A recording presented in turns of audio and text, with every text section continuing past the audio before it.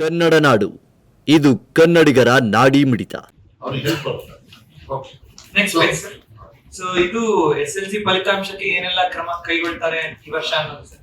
ಇದೊಂದು ಪಾಯಿಂಟ್ ಇಲ್ಲಿ KKRDP resolution sir. ಈ ವರ್ಷ ನಮ್ಮಲ್ಲಿ ರಿಸಲ್ಟ್ ಕಡಿಮೆ ಆಗಿದ್ದಕ್ಕೆ ಪ್ರತಿ MLA ನಮ್ಮ ಕಾನ್ಸ್ಟಿಟ್ಯೂನ್ಸಿಯ ಮೈಕ್ರೋ ಅನುದಾನದಲ್ಲಿ 25 ಲಕ್ಷ ರೂಪಾಯಿನ ಬರೀ ರೆಸಲ್ಯೂಷನ್ ಪಾಸ್ ಮಾಡ್ತಾರೆ ಪ್ರತಿ MLA.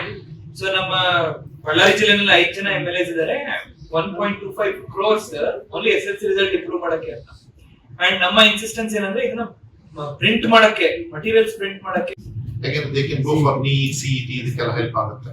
So you should entertain them. ತಗೊಳ್ಳಿ ಅಂತ ಈ ಸತಿಗೆ ನಾವೆಲ್ಲ ಇದು 3 ಎಕ್ಸಾಮ್ ಪಾಲಿಸಿ ಮಾಡಿ ಎಲ್ಲ ಒಂದು ಸೆಟ್ ಆಗಿದೆ.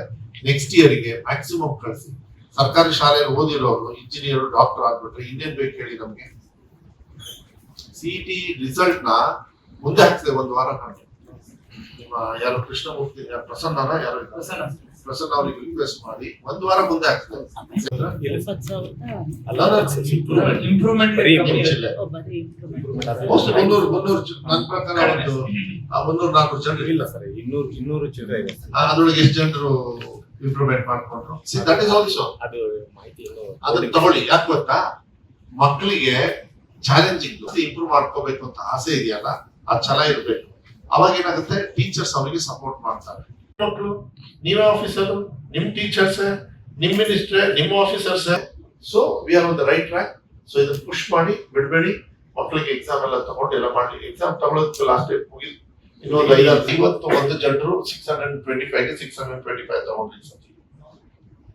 ಫಸ್ಟ್ ಎಕ್ಸಾಮ್ ಅಲ್ಲಿ ಯಾರು ಅಪ್ಲೈ ಮಾಡಿ 11,000ದಲ್ಲಿ ಎಷ್ಟು ಜನರು ಇಂಪ್ರೂವ್ಮೆಂಟ್ ಬರ್ದಿದ್ರು. ನೀವಿನ್ನು ಕನ್ನಡ ನಾಡು ವಾಹಿನಿಯನ್ನ ಸಬ್ಸ್ಕ್ರೈಬ್ ಮಾಡಿಕೊಂಡಿಲ್ವಾ?